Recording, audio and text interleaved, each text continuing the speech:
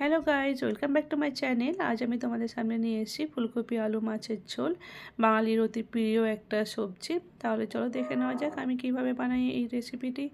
এই জন্য প্রথমে আমি ফুলকপি নিয়েছি, বড় বড় পিস করে ফুলকপিগুলো কেটে নিয়েছি। কড়াইয়ে আমি গরম হতে দিয়েছি, তার মধ্যে সর্ষের তেল দিয়েছি। রান্নাটা অবশ্যই সর্ষের তেলে করতে হবে। তার মধ্যে আমি পাঁচফোড়ন দিয়েছি। পাঁচফোড়নটা ভাজা হয়ে গেলে এর মধ্যে আমি কেটে রাখা ফুলকপিগুলো দিয়ে দেব।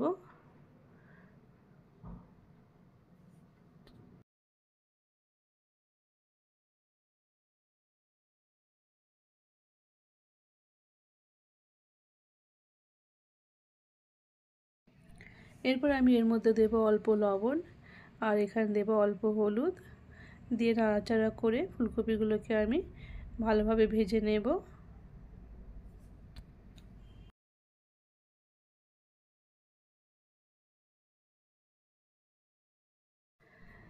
ফুলকপিগুলো আমার ভাজা হয়ে গেছে। ফুলকপিগুলো আমি তুলে একটা পাত্রে আলাদা করে রেখে দেব।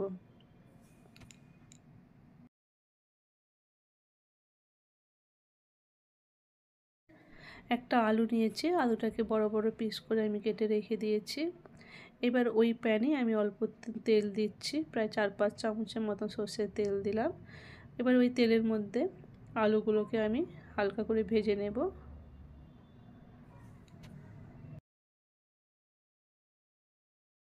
আলুগুলো ভাজা হয়ে গেলে আলুগুলোকেও আমি তুলে এক সাইড করে রেখে দেব। এদিকে আমি দুটো রুই মাছ নিয়েছি। রুই মাছের মধ্যে আমি এবার নুন আর হলুদ মাখিয়ে ম্যারিনেট করে রেখে দেব।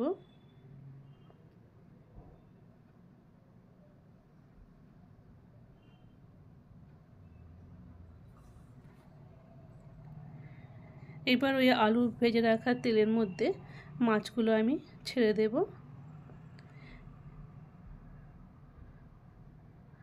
মাছগুলোকে এবার ভালোভাবে কড়া করে ভেজে নিতে হবে।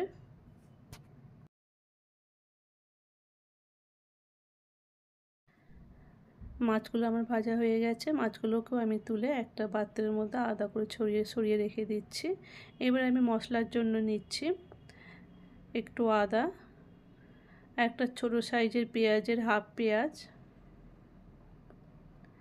আর একটা হাফ টমেটো নিয়ে একটা আমি পেস্ট বানিয়ে নেব।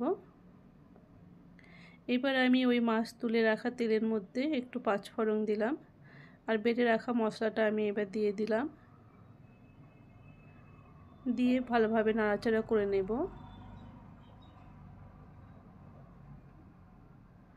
এরপর আমি এর মধ্যে দিলাম 1 চামচ ধনে গুঁড়ো আর হাফ চামচ জিরে গুঁড়ো দিয়ে মশলাটাকে ভালোভাবে নাড়াচাড়া করলাম। এরপর আমি দিলাম লঙ্কা গুঁড়ো, অল্প লবণ, স্বাদ মতো লবণ লাগবে, আর এখানে দিলাম অল্প হলুদ দিয়ে মশলার সাথে ভালোভাবে মিক্স করে মশলাটাকে ভালোভাবে কষিয়ে নেব। মশলাটা আমার কষানো হয়ে গেছে, মশলা থেকে দেখতে পাচ্ছ তেল বেরিয়ে গেছে।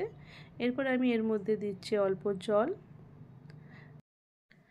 জল দেওয়ার পর মশলাটাকে সাথে ভালোভাবে মিক্স করে নেওয়ার পর এর মধ্যে আমি ভেজে রাখা আলুগুলো দিলাম। আলুগুলোকে আমি ঢাকা দিয়ে সিদ্ধ করে নেব। আলুগুলো হাফ সিদ্ধ হয়ে গেলে এর মধ্যে আমি ভেজে রাখা ফুলকপিগুলো দিলাম। ফুলকপিগুলো দিয়ে ভালোভাবে নাড়াচাড়া করব। ফুলকপিগুলো আমি ঢাকা দিয়ে সিদ্ধ হতে দেব।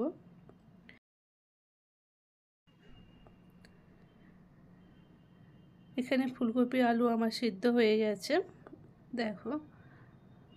এরপর আমি ভেজে রাখা মাছগুলো এই ঝোলের মধ্যে দিয়ে দেব। ঝোলের মধ্যে দিয়ে আমি ভালোভাবে নাড়াচাড়া করে নেব। তবে বেশিক্ষণ আমি মাছগুলো দেওয়ার পর আর ফোটাবো না। আমার রেডি হয়ে গেছে। তাহলে তোমাদের রেসিপিটি কেমন লাগলো অবশ্যই একটা কমেন্ট করে জানিও। ওকে, বাই, টেক কেয়ার।